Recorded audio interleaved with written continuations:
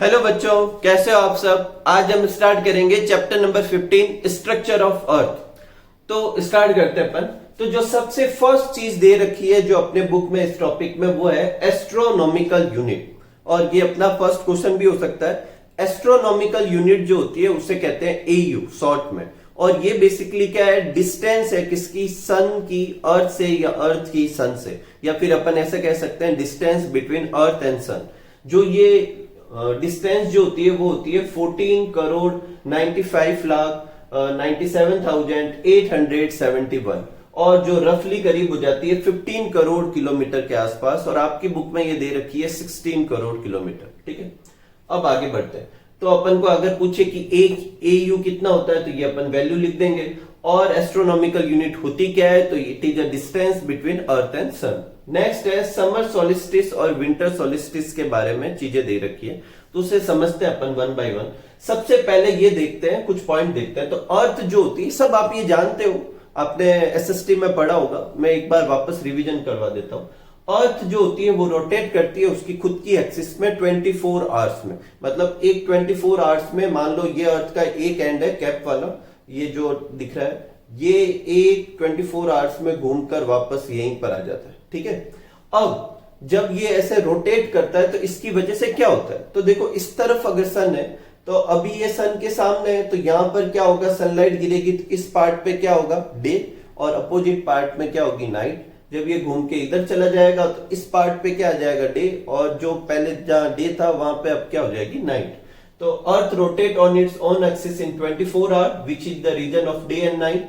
And day जो होता है पार्ट वेयर सनलाइट फॉल, और अपोजिट जो पार्ट होता है वहां पर क्या हो जाएगी, नाइट। कोई प्रॉब्लम नहीं। अब अगला देखते हैं कि अर्थ के रिवॉल्व में क्या सीन होता है। तो रिवॉल्व को समझने से पहले अपन ये समझते हैं कि सपोज करो कि ये अर्थ जो है एकदम अपराइट है, हालांकि ऐसी होती नहीं है, थोड़ी सी टिल्ट होती है, लेकिन अभी अपन सीधा समझते हैं।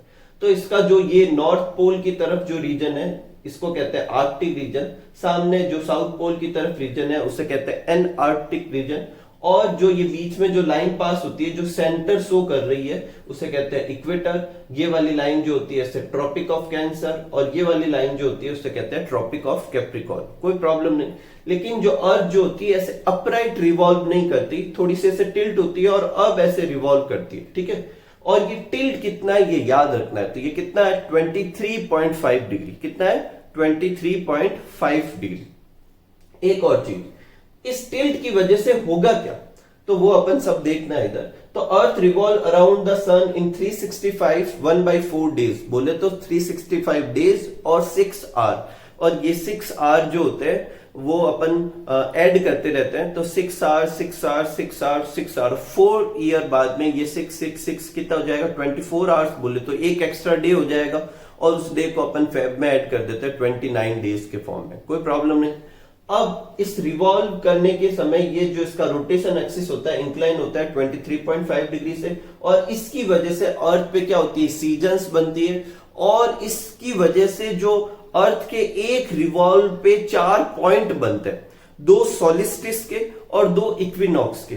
इक्विनॉक्स पे अर्थ जो इक्विनॉक्स होगा उस पर्टिकुलर टाइम पर डे और नाइट की लेंथ एकदम बराबर होगी, और जब सोलिस्टिस होगा तो लॉन्गेस्ट डे या फिर लॉन्गेस्ट नाइट होगी।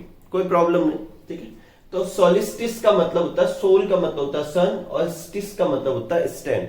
मतलब ऐसा लगेगा कि एक पर्टिकुलर एंड जो अर्थ का है वहां पर सन हमेशा सामने है, मतलब वहां पर ऑलमोस्ट हमेशा ही क्या रहेगा, दिन ही रहेगा। अभी इसे समझेंगे। और इक्विनॉक्स, इक्वी का मतलब होता है इक्वल, और नॉक्स का मतलब होता है नाइट। मतलब इस टाइम पर इस पर्टिकुलर पॉइंट पे इक्वल नाइट और इक्वल क्या होगा, डे होगा। ठीक है, सोलिस्टिस में 2 तरह की, मतलब सोलिस्टिस और उसके आसपास 2 तरह की सीजन होती है, समर और विंटर। और समर में लॉन्गेस्ट डे आते हैं, या फिर लॉन्ग डे और शॉर्ट नाइट होती है, और विंटर में जस्ट अपोजिट होता है, लॉन्ग नाइट और शॉर्ट डे होते हैं। ठीक है, और इक्विनॉक्स के समय स्प्रिंग और ऑटम 2 तरह की सीजन आती है। टोटल कितनी हो जाएगी, 4 सीजन हो जाएगी, summer winter spring and autumn. ठीक है, अब इसको समझते देखो। अपनी अर्थ जो है वो ऐसे टिल्ट है। अब टिल्ट होने की वजह से अगर अपन पोल की बात करें, मैं अभी पोल की बात कर रहा हूं, तो देखो पोल पे जैसे सपोज करो ये नॉर्दर्न पोल है और ये साउथ पोल है, तो जो सन की जो रेज है अपनी ये जो लाइन ड्रॉ कर रखी है, सन की रेज इस लाइन तक जा रही है, मतलब ऐसे फैल रही है, तो यहां पर सन की लाइट गिर रही है यहां तक। अब ये देखो, मान लो ये अगर मैं ऐसे रोटेट भी करा दूं, ऐसे घुमा भी दूं, तो अब भी ये सन की लाइट इस वाले हाफ पर गिरती ही रहेगी। और इस वजह से ये वाला जो पोल, जो वाला पार्ट है, नॉर्थ पोल की मैं बात कर रहा हूं, इस पार्ट पे ऐसे लगेगा सन हमेशा सामने ही है, यहाँ पे नाइट होगी नहीं। इस पर्टिकुलर पॉइंट की बात कर रहा हूं, इस रिवॉल्व के इस पर्टिकुलर जो सोलिस्टिस वाला ये वाला पॉइंट है, यहां पर इसमें वो नाइट होगी नहीं, खाली डे ही डे रहेगा। और अपोजिट एंड नॉर्थ पे यहां पर रात ही रात रहेगी, ठीक है। और बीच में जो ये बीच वाली जगह है, यहां पर ज्यादा समय, मतलब 24 आवर के ज्यादा टाइम पीरियड में क्या होगी, सनलाइट दिखेगी, और बहुत ही कम टाइम के लिए सनलाइट नहीं दिखेगी। बोले तो लॉन्ग डे होगा और शॉर्ट क्या होगी, नाइट। और ये वाला पार्ट नॉर्थ पोल और इस वाले पोर्शन के लिए समर सोलिस्टिस का काम करता है। किसका काम करता है, समर सोलिस्टिस का। लेकिन साथ में याद रखो, अपन इस तरफ वाले एंड की बात कर रहे हैं, दूसरे वाले एंड में उल्टा होगा। उस समय उस वाले पार्ट के लिए किसका काम करेगा, विंटर सोलिस्टिस का काम करेगा। तो अभी अपन जो नाम देंगे, समर, विंटर, ऑटम वगैरह, ये सब नॉर्थ पोल के हिसाब से देंगे, साउथ में उल्टा उल्टा होता रहेगा, ठीक है। तो यहां पर अभी क्या है, समर है, और इसे समर सोलिस्टिस कहते हैं। समर सोलिस्टिस के समय लॉन्गेस्ट डे होगा इस वाले पोर्शन में, और उस वाले पोर्शन में लॉन्गेस्ट नाइट होगी। और इस वाले समर सोलिस्टिस के समय जो होती है, सन जो होता है वो डायरेक्ट, देखो कहां पर गिर रहा है, ये वाला एंड। ये बोले तो ये वाली लाइन कौन सी है, ट्रॉपिक ऑफ कैंसर है, एकदम मिडल पोर्शन पे, क्योंकि इसे टिल्ट की वजह से वो मिडल पोर्शन हो रहा है, ठीक है। तो यहाँ ट्रॉपिक ऑफ कैंसर के आसपास जो भी जगह है, वहां पर इस तरफ वाले पोर्शन पे, वहां पे लॉन्ग डे और शॉर्ट नाइट होगी। और एग्जैक्ट इस पॉइंट पे बात करें, सोलिस्टिस वाले पॉइंट पे, जो 21 जून होता है, लॉन्गेस्ट डे होता है, ठीक है। फिर ये जैसे जैसे आगे जाता रहेगा, तो दिन जो होगा छोटा होता जाएगा, और रात जो होगी वो क्या होती जाएगी, बड़ी होती जाएगी। तो एक पॉइंट ऐसा आएगा जहां पर दिन और रात की लेंथ एग्जैक्ट बराबर होगी, उस पॉइंट को कहेंगे इक्विनॉक्स। क्या कहेंगे, इक्विनॉक्स। और फिर उस इक्विनॉक्स के आगे भी ये रिवॉल्व करता हुआ जब आगे की तरफ मूव करेगा, तो रात और लंबी होती जाएगी, और एक पॉइंट ऐसा आएगा जब लॉन्गेस्ट नाइट होगी, उसको अगेन अपन क्या कहेंगे, सोलिस्टिस कहेंगे, ठीक है। अब यहां पे देखते हैं, इस अपोजिट सोलिस्टिस पे देखते हैं। इस वाले पे सीन एकदम जस्ट अपोजिट हो गया, जहां नॉर्थ पोल पे पहले हमेशा ही सनलाइट गिरती रह रही थी, अब बिल्कुल नहीं गिरती। और जहां साउथ पोल की तरफ सनलाइट बिल्कुल नहीं गिर रही थी, अब हमेशा ही गिरती रहेगी। तो इस सोलिस्टिस के समय साउथ पोल पे 24 आवर्स, लगभग 24 आवर्स क्या रहती है, डे रहता है, और नॉर्थ पोल में 24 आवर्स क्या रहती है, नाइट रहती है। लेकिन अपन मेजोरिटी ऑफ पोर्शन अर्थ के दूसरी जगह की बात करते हैं, तो इस तरफ वाले हिस्से पे अब क्या होंगे, जो डे होंगे वो शॉर्ट होंगे और नाइट लंबी होगी। और यहाँ पर डे जो होंगे वो क्या होंगे, लॉन्ग होंगे, और नाइट क्या होगी, शॉर्ट होगी। अपन नॉर्थ पोल के हिसाब से समझ रहे थे, तो इस समय नॉर्थ पोल में क्या थे, समर थी। इस समय नॉर्थ पोल या इसके इस तरफ वाले हाफ में, नॉर्थ पोल और इस तरफ वाले हाफ में यहाँ पे समर थी, नॉर्थ पोल और इस तरफ वाले हाफ में अब क्या हो जाएगी, विंटर। तो ये समर सोलिस्टिस, ये विंटर सोलिस्टिस, किसकी रेस्पेक्ट में, नॉर्थ वाली साइड या इस वाले हाफ की तरफ, और साउथ वाले में जस्ट रिवर्स हो जाएगा। फिर जैसे जैसे और आगे बढ़ेंगे, अब रात क्या होने लगेगी, छोटी होने लगेगी, और दिन क्या होते रहेंगे, बड़े होते रहेंगे। तो अगेन एक पॉइंट ऐसा आएगा जब दिन और रात बराबर होगी, अगेन ये इक्विनॉक्स होगी। इस वाले सोलिस्टिस के आसपास इस वाली तरफ समर होती है, इस इक्विनॉक्स के समय ऑटम आती है, इस वाले सोलिस्टिस के समय विंटर आती है, और इस वाली इक्विनॉक्स के समय वर्नल या स्प्रिंग आती है। तो इस तरीके से 4 सीजन बनती है, समर, ऑटम, विंटर, स्प्रिंग। ये अपन इस वाले हाफ के हिसाब से समझ रहे हैं। अगर दूसरे वाले हाफ के हिसाब से समझे तो उल्टा हो जाएगा, या समर की जगह विंटर, ऑटम की जगह स्प्रिंग, विंटर की जगह समर, स्प्रिंग की जगह ऑटम, ठीक है। तो इस तरीके से अपने सीजन बनता है। तो अगर एग्जाम में पूछे अपन के अर्थ के टिल्ट होने की वजह से क्या होता है, तो अपन क्या लिखेंगे, एक तो एक रिवॉल्व पाथ में 4 पॉइंट आएंगे अलग अलग, 2 इक्विनॉक्स के आएंगे, 2 सोलिस्टिस के आएंगे, समर सोलिस्टिस और विंटर सोलिस्टिस बनेंगे, कोई प्रॉब्लम नहीं।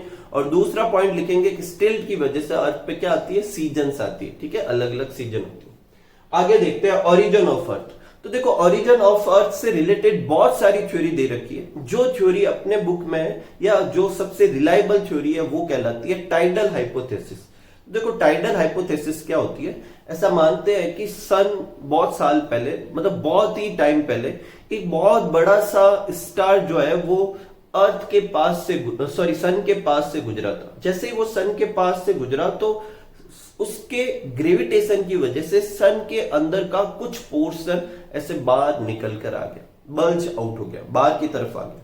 और वो पोर्शन जो निकला था वो कुछ इस तरीके का दिख रहा था, मतलब जो एंड पॉइंट थे वो कैसे थे, थिन, और जो सेंटर जो था वो कैसा था, थिक था। ठीक है।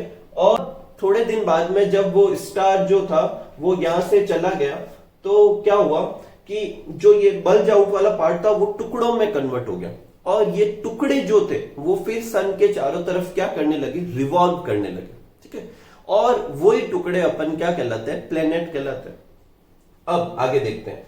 अब क्योंकि ये बल्ज आउट वाला पार्ट ऐसा था कि एंड पे कैसा था, थिन था, और बीच में थिक, तो जो प्लेनेट बने वो स्टार्टिंग और एंड की तरफ प्लेनेट जो है वो स्मॉल है, और बीच में जो प्लेनेट है वो कंपैरेटिवली क्या है, लार्ज। ठीक है। अपन जानते हैं बीच में जुपिटर आता है, सबसे बड़ा प्लेनेट है। ठीक है। तो ये थ्योरी थी। तो देखते हैं tidal hypothesis most reliable according to it a huge star came near to sun due to attraction a lot of matter bulge out from sun this bulge was thin at tip and thick at middle later when star went on its way bulge part is broken to form planet, और अर्थ भी एक planet है तो वो भी ऐसे ही बना। ठीक है। If planet are arrange according to sequence, अगर फर्स्ट से लेके लास्ट तक सीक्वेंस में अरेंज कर दे तो वो एक सिगार लाइक पैटर्न बनता है, बोले जो थिन एंड होंगे और बीच में कैसा होगा, थिक। तो आप ये नोट कर लीजिए, फिर अपन आगे बढ़ते हैं। कुछ और पॉइंट नोट करते हैं ओरिजिन ऑफ अर्थ के बारे में। अर्थ was formed about 4.5 billion years ago, और ये जो टाइम पीरियड है वो यूनिवर्स के ओरिजिन के टाइम पीरियड का 1/3 है। देखो ये जो टॉपिक है आप जितना इंटरेस्ट लोगे उतना ही अच्छा लगेगा। थोड़ा फोकस करके हर चीज को समझने की कोशिश करो। ठीक है। और जब अर्थ जो ठंडी हो रही थी, जब कूलिंग हो रही थी, इनिशियल देखो अर्थ जब बनी थी, जैसे बाकी प्लेनेट कैसे बने थे, सन के अंदर से वो जो बल्ज आउट हुआ था, तो अर्थ जो थी या बाकी की प्लेनेट भी जो थे वो इनिशियली लिक्विड, हॉट लिक्विड के फॉर्म में थे। जैसे जैसे अर्थ ठंडी होती गई उसके जो हैवी एलिमेंट थे वो नीचे की तरफ सेटल हो गए डेप्थ में, और लाइटर एलिमेंट ऊपर रहे।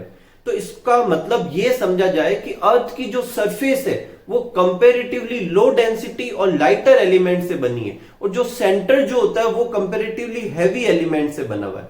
इसका ये मतलब नहीं है कि ऊपर वाली चीज हैवी नहीं है, वो हैवी है, लेकिन नीचे के कंपेयर में वो कम डेंसिटी की है, तभी वो ऊपर रही। ठीक है। लो डेंसिटी की चीज हाई डेंसिटी की चीज के ऊपर क्या करती है, फ्लोट करती है। हर चीज को अच्छे से समझे। तो during cooling the heavy element went into the depth and the surface was formed by lighter element, और फिर उसके चारों तरफ जो रिमेनिंग गैसेस थी वो चारों तरफ उसमें इकट्ठी रह गई, क्योंकि अर्थ का ग्रेविटेशन इस तरीके का था कि ना तो उन गैसेज को अपनी तरफ खींच के एकदम कंडेंस कर दिया और ना ही उनको जाने दिया, तो वो गैसेज अर्थ के चारों तरफ रिवॉल्व करती रही या प्रेजेंट रही, जिसको अपन क्या कहते हैं, atmosphere. Atmosphere was form by remaining gases. कोई प्रॉब्लम नहीं।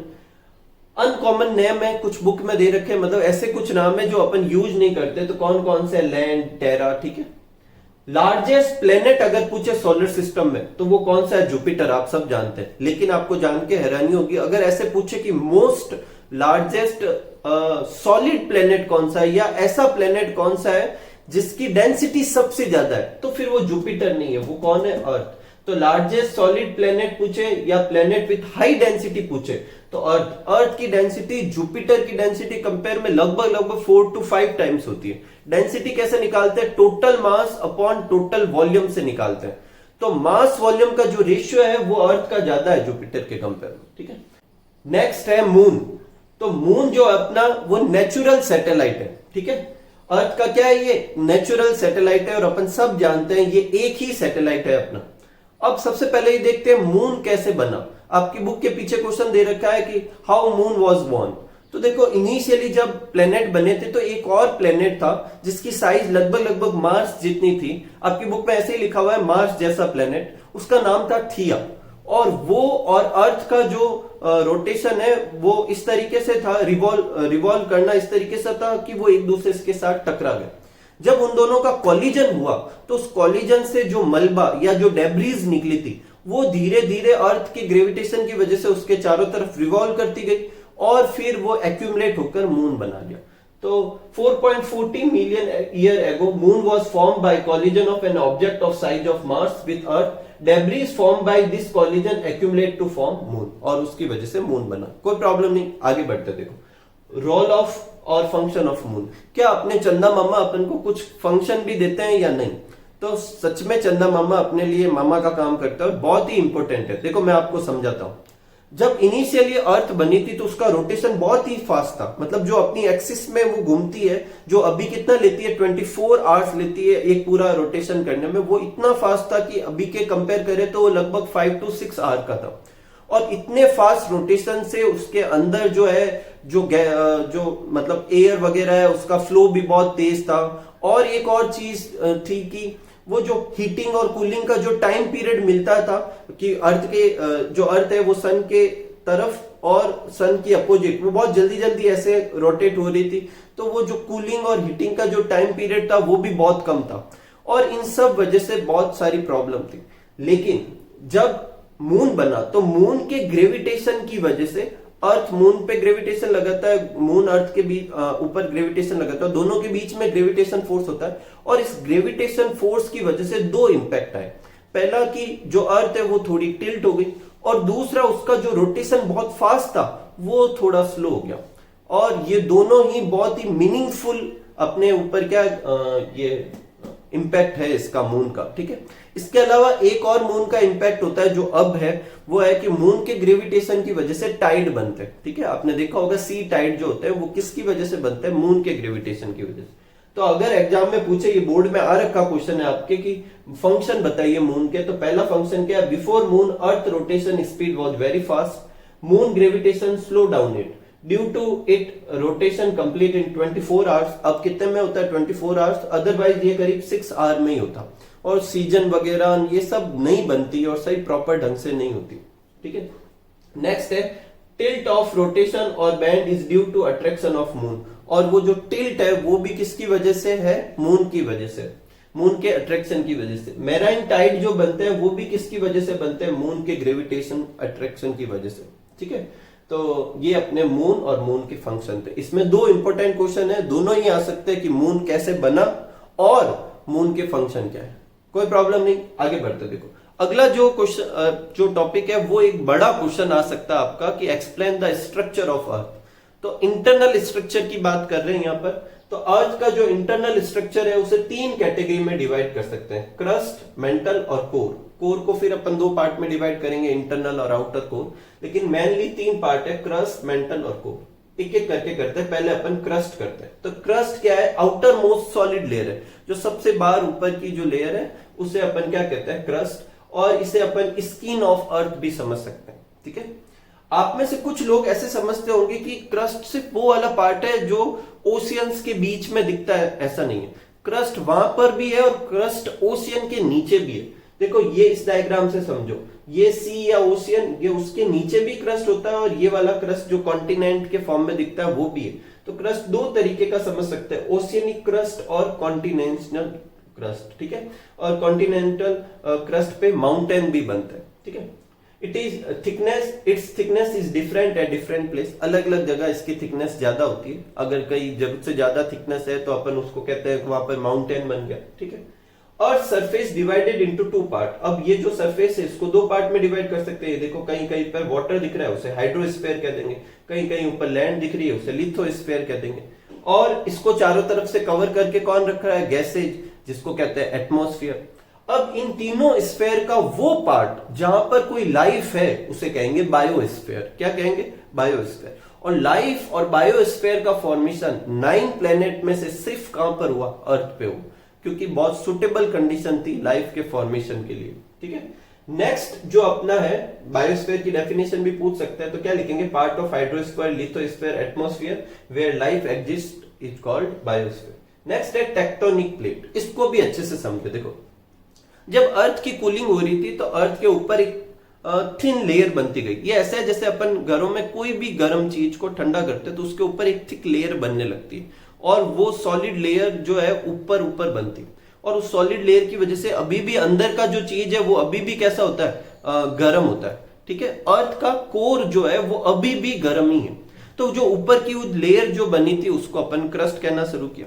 वो जो क्रस्ट है वो इनिशियली कैसा था, थिन। जैसे जैसे कूलिंग होती गई उस क्रस्ट की थिकनेस क्या होती गई, बढ़ती गई, ठीक है। तो initially earth crust was thin, with the cooling crust turn into huge rock. और वो जो रॉक्स बनी है वो रॉक्स को कहते हैं टेक्टोनिक प्लेट। क्या कहते हैं, टेक्टोनिक प्लेट। एक चीज मैं आपको क्लियर करना चाहूंगा कि टेक्टोनिक प्लेट जो है कॉन्टिनेंटल क्रस्ट पे भी बनी और ओशियनिक क्रस्ट पे भी बनी। ऐसी कितनी टेक्टोनिक प्लेट है, तो 29 टेक्टोनिक प्लेट है, ठीक है। और उन 29 टेक्टोनिक प्लेट पे ही अपने कॉन्टिनेंट और ओशियंस वगैरह सब कुछ है, ठीक है, कोई प्रॉब्लम नहीं आपको। अब आगे देखते हैं, ये जो टेक्टोनिक प्लेट है ये मूव करती है, ठीक है। अब इनिशियली जब ये थिन थी तो हल्की थी और उसकी वजह से ये बहुत तेजी से मूव करती थी। अब मूव क्यों करती है, इसको ऐसे समझ सकते हैं, ये जो क्रस्ट की जो प्लेट है वो मेंटल मैंने क्या बोला, जैसे जैसे अंदर जाएंगे, इधर मैंने पॉइंट पे क्लियर किया था कि अंदर की जो सब्सटेंस है वो ज्यादा डेंसिटी के है, तो कम डेंसिटी वाली चीजें ज्यादा डेंसिटी पे क्या करती है, फ्लोट करती है। तो क्रस्ट की ये टेक्टोनिक प्लेट जो मेंटल पे क्या करती थी, फ्लोट करती थी, अभी भी करती, लेकिन इनिशियल में ये थिन होने की वजह से इनका मूवमेंट बहुत तेज था। और उस मूवमेंट की वजह से ये एक दूसरे से पहले तो एक पूरा कंबाइन था और फिर उसके धीरे धीरे मूवमेंट की वजह से वो एक दूसरे से थोड़ा थोड़ा दूर जाने लगे। और यही वजह है कि इन प्लेट टेक्टोनिक प्लेट के ऊपर जो कॉन्टिनेंटल क्रस्ट था वो पहले पूरा एक साथ कंबाइन था, जिसको पेंजिया कहते हैं, और बाद में उसके टुकड़े हो गए और अपने कॉन्टिनेंट बन गए, 7 कॉन्टिनेंट बन गए। तो 7 कॉन्टिनेंट का बनना वो इनिशियल टेक्टोनिक प्लेट के रैपिड मूवमेंट की वजह से हुआ। अब इतना रैपिड मूवमेंट तो नहीं होता, लेकिन मूवमेंट अभी भी होता है। और अब इन मूवमेंट की वजह से क्या क्या और हुआ और क्या क्या होता है वो देखते हैं। देखो, टेक्टोनिक प्लेट के मूवमेंट कुछ ऐसे ऐसे हो सकते हैं। पहला मूवमेंट ऐसा कि दो टेक्टोनिक प्लेट एक दूसरे के पास में आए, तो जब वो एक दूसरे के पास में आते हैं तो ऐसे ऊपर की तरफ आउटग्रोथ निकलती है, जिसे अपन क्या कहेंगे, माउंटेन फॉर्मेशन, ठीक है। दूसरा, टेक्टोनिक प्लेट एक दूसरे से दूर जाए, तो जैसे ही दूर जाएंगे तो ये अंदर का मेंटल, जब अभी अपन पढ़ेंगे तो वो हॉट होता है, ये कोर भी हॉट है, तो ये मेंटल उस गैप में से क्या निकलने लगता है, बाहर निकलने लगता है। इसको क्या कहेंगे, वॉल्केनो। तीसरा मूवमेंट कैसे हो सकता है कि टेक्टोनिक प्लेट एक दूसरे के साथ ऐसे साइडवाइज लेटरली मूव करे, जिससे क्या होगा, एनर्जी जनरेट होगी और वाइब्रेशन होंगे। आप समझ ही चुके होंगे क्या बनता है उससे, अर्थक्वेक आता है। तो ये सब टेक्टोनिक मूवमेंट की वजह से, माउंटेन फॉर्मेशन, वॉल्केनो और जो अर्थक्वेक है वो सब टेक्टोनिक प्लेट के मूवमेंट की वजह से होता है। तो ये अपने क्रस्ट का वो डिस्क्रिप्शन था। बाकी दो और रहे, मेंटल और कोर, अभी करते हैं, पहले आप ये नोट कर लीजिए। इसके जो क्वेश्चन है वो मैं बता देता हूँ, कुछ और छोटे छोटे क्वेश्चन। स्किन ऑफ अर्थ किसे कहते हैं, क्रस्ट को कहते हैं, ठीक है। बायोस्फीयर क्या होता है, ये डेफिनेशन होगी। टेक्टोनिक प्लेट क्या होती है, टेक्टोनिक प्लेट के नंबर कितने होते हैं, ये कुछ और छोटे क्वेश्चन भी हो सकते हैं। आप ये नोट कर लीजिए, फिर अपन आगे बढ़ते हैं। नेक्स्ट लेयर लेते हैं मेंटल। मेंटल जो होती है वो तीनों लेयर में से थिकेस्ट लेयर होती है अर्थ की, और ये जो होती है वो हॉट मोल्टन सब्सटेंस की बनी हुई होती है। इसमें आयरन और मैग्नीशियम की जो परसेंटेज होती है वो कंपेरेटिवली क्या होती है, ज्यादा होती है। और अर्थ क्रस्ट के कंपेयर में अगर कंपेयर करें अपन, तो क्रस्ट के कंपेयर में इसमें आयरन और मैग्नीशियम क्या होता है, ज्यादा होता है। और एक और चीज देखो, एक बुक में लाइन लिखी हुई है कि in middle part it keep moving up and down. इसको समझाता हूं। देखो, अगर मेंटल, वैसे बुक में नहीं है, लेकिन मेंटल का अगर देखें तो वो भी दो लेयर में डिवाइड होता है, आउटर मेंटल और इनर मेंटल। जो इनर मेंटल जो कोर के डायरेक्ट कांटेक्ट में होता है वो कंपैरेटिवली ज्यादा गर्म और सॉफ्ट होता है, और जबकि आउटर जो मेंटल है वो कंपैरेटिवली थोड़ा ठंडा और थोड़ा ब्रिटल टाइप का होता है। और इस टेम्परेचर डिफरेंस की वजह से जो ये जो मेंटल का पार्ट है वो कंटिन्यूअसली अप एंड डाउन चलता है, ठीक है। नेक्स्ट लेते हैं कोर। कोर क्या है, सेंट्रल हॉटेस्ट पार्ट जो होता है अर्थ का वो क्या कहलाता है, कोर। और इसका टेम्परेचर करीब 7000 डिग्री सेंटीग्रेड है, जो कि बहुत ज्यादा हाई टेम्परेचर है। और ये सबसे डेंस पार्ट भी है। ये अपन पहले भी डिस्कस कर चुके हैं कि जब लिक्विड कूल हो रहा था तो जो हैवी पार्ट और डेंस पार्ट था वो कहाँ, नीचे की तरफ चला गया, और जो लाइट पार्ट था वो सरफेस पे रहा। तो कोर सबसे सेंटर में होता है, इसका मतलब सबसे ज्यादा डेंस पार्ट कौन सा होता है, कोर ही होता है। और कोर में भी दो कोर होंगे, इंटरनल और आउटर। अगर बात की जाए तो इंटरनल कोर सबसे ज्यादा डेंस होगा, ठीक है। हाई टेम्परेचर का कारण क्या है, तो जब अर्थ स्टार्टिंग में बनी थी तो वो पूरा ही गर्म थी, तो उसकी जो कुछ हीट है वो कहां ट्रैप हो गई, अंदर की तरफ ट्रैप हो गई, और बाहर से वो किससे कवर्ड हो गई, मेंटल और अर्थ क्रस्ट से। ठीक है, तो heat left inside during formation of earth पहला कारण है, और डीपेस्ट पार्ट है तो वो कवर्ड रहता है किससे, मेंटल और क्रस्ट से, तो जो अभी भी क्या है, गर्म है। हाँ, कुछ ऐसी थ्योरी है जिसके अकॉर्डिंग अब धीरे धीरे कोर क्या होगा, ठंडा होगा, लेकिन ये बहुत टाइम लेगा। ठीक है, core divide into two part, internal core और आउटर कोर। इंटरनल कोर जो होता है वो कंपेरेटिवली ज्यादा हॉट होता है, इसके और प्योर आयरन का बना होता है, और इतना ज्यादा हॉट होने के बावजूद भी ये सॉलिड होता है। अब आप पूछोगे सॉलिड का क्या कारण है, तो देखो फिजिकल स्टेट दो फैक्टर पे डिपेंड करती है, टेम्परेचर और प्रेशर। टेम्परेचर बढ़ने पर सॉलिड लिक्विड में कन्वर्ट होता है, लेकिन प्रेशर से भी चीजें क्या होती है, स्टेट चेंज हो सकती है। तो ज्यादा प्रेशर की वजह से जो ऊपर की लेयर है उनके इतने ज्यादा प्रेशर की वजह से जो इंटरनल कोर जो होता है वो किस फॉर्म में होता है, सॉलिड फॉर्म में होता है। ठीक है, तो कंपैरेटिवली मोर हॉट होता है, मतलब अगर आउटर कोर के कंपेयर में, कोर के कंपेयर में इसका कंपेयर किया जाए तो it is purely form by iron, even this part is hottest, it is solid. और ये क्यों होता है, due to excessive pressure by upper layer. जो आउटर लेयर होती है वो कंपैरेटिवली लेस हॉट होती है, लेकिन इतनी होती है कि ये किस फॉर्म में हो सके, मॉल्टन और लिक्विड फॉर्म में हो सके। ठीक है, और ये आयरन और निकल की बनी होती है, जबकि इंटरनल कोर किसकी बनी होती है, प्योर आयरन की बनी होती है। तो अगर कोर में कंपेयर किया है आउटर और इनर में, तो पहला डिफरेंस क्या होगा, आउटर जो होगा वो कंपैरेटिवली थोड़ा कम वार्म होगा, इनर जो होगा ज्यादा वार्म होगा। आउटर जो है वो लिक्विड फॉर्म या मोल्टन फॉर्म में होता है, इनर सॉलिड फॉर्म में होता है। आउटर जो होता है उसमें निकल और आयरन दोनों होते हैं, जबकि इनर में प्योर निकल होता है, नहीं सॉरी प्योर आयरन होता है। एक और चीज अगर पूछे अर्थ के मैग्नेटिज्म का कारण क्या है, अर्थ भी एक मैग्नेट की तरह काम करती है, तो उसका कारण पूछा जाए तो उसका आपकी बुक में कारण लिखा हुआ है कि उसका कारण क्या है, कोर। अगर कोर को भी अच्छे से समझा जाए तो जो आउटर कोर है लिक्विड होने की वजह से कंटिन्यूअसली मूव करती है, और इस मूव की वजह से करंट टाइप डेवलप होता है, जिसकी वजह से मैग्नेटिज्म होता है। ये बहुत ही कॉम्प्लिकेटेड टॉपिक है, आप हायर क्लासेज में और अच्छे से समझेंगे। अभी के लिए ऐसा समझ लो कि आउटर कोर के मूवमेंट की वजह से मैग्नेटिज्म डेवलप होता है। नेक्स्ट है, एक बुक में लाइन लिखी हुई, आप इसके डिस्क्रिप्शन के नीचे लिख लेना, लेकिन मैंने अलग से इसलिए लिखा, अलग से क्वेश्चन भी आ सकता है। अर्थ जो है वो लार्ज मिटियोराइट्स कहलाती है, क्यों, तो मिटियोराइट्स का जो केमिकल कंपोजिशन होता है और अर्थ का जो केमिकल कंपोजिशन होता है वो दोनों सेम होते हैं, इसलिए अर्थ को एक लार्ज मिटियोराइट समझ सकते हैं। अब अर्थ का केमिकल कंपोजिशन ये पोज करके नोट कर सकते हैं।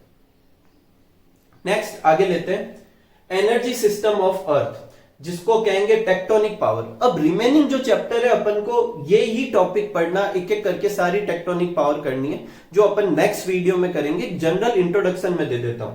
देखो वो सारे फोर्सेज या वो सारी पावर जो अर्थ की सरफेस को चेंज करती है, या तो नई सरफेस बनती है या बनी हुई सरफेस डिस्ट्रॉय होती है, उन सारी पावर को अपन क्या कहते हैं, टेक्टोनिक पावर। ये दो तरह की होती है, इंटरनल टेक्टोनिक पावर और एक्सटर्नल टेक्टोनिक पावर। नाम से क्लियर है, जो सरफेस के अंदर से काम करे और बाहर से विजिबल ना हो, उसे अपन क्या कहेंगे, इंटरनल टेक्टोनिक पावर। बाहर से विजिबल होने का मतलब उसके इफेक्ट से नहीं है, वो ओरिजिन कहां से हो रहा है वो अपन को नहीं दिख रहा, बाहर से इंटरनल कहलाएगा, और बाहर से उसका दिखेगा तो वो एक्सटर्नल कहलाएगा। इंटरनल में वॉल्केनो, अर्थक्वेक, सुनामी वगैरह ये आते हैं, ये सब इनका इंपैक्ट तो अपन को बाहर से दिखता है, लेकिन ये ओरिजिन कहां से हो रहा है वो अपन को नहीं दिखता, क्योंकि वो अंदर होता है, इनर लेयर पे।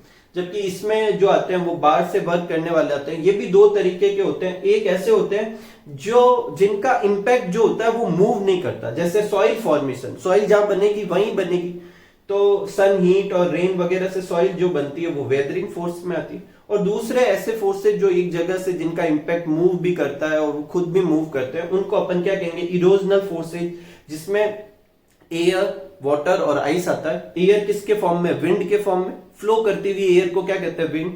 और वाटर, रनिंग वाटर जो होगा उसका एक एग्जांपल ओशियनिक करंट है, अपन आगे देखेंगे, डिस्कस करेंगे। और आइस, ग्लेशियर जो मूव करते हैं एक जगह से दूसरी जगह, वो हो सकते हैं। ये सारे टॉपिक अपन को वन बाय वन आगे के टॉपिक में अच्छे से करेंगे अपन, ठीक है। एक जाते जाते अपन एक क्वेश्चन करते जाते हैं। देखो टेक्टोनिक पावर की वजह से सरफेस जो होती है कंटिन्यूअसली चेंज होती है। कहीं पे जहां पहले ओशन रहा होगा वहां पे माउंटेन बन गया, कहीं पे पहले माउंटेन होगा वहां ओशन हो गया होगा, नई सरफेस बनी होगी, पुरानी डिस्ट्रॉय हो गई होगी, कुछ भी बहुत सारे चेंजेस होते हैं। तो एक ऐसा एग्जाम्पल बुक में दे रखा है कि जहां आज हिमालय है वहां पे बहुत सालों पहले एक ओशन हुआ करता था। बहुत सालों पहले बोले बहुत एंसेंट टाइम में, जब इनिशियली अर्थ फॉर्म हो रही थी उस समय, तो उस ओशन का क्या नाम था? तो उसका नाम था टैथी। ठीक है, तो ये आप एक क्वेश्चन नोट कर लेना। तो इस तरीके से आज अपन इस वीडियो के पार्ट को एंड करते हैं। देखो ये चैप्टर भी आपके उतने ही मार्क्स के हैं जितने कि आगे के चैप्टर, तो उम्मीद करता हूं आप इक्वली इन पे फोकस करेंगे और अच्छे से समझेंगे तो आप इनमें इंटरेस्ट भी डेवलप कर पाएंगे।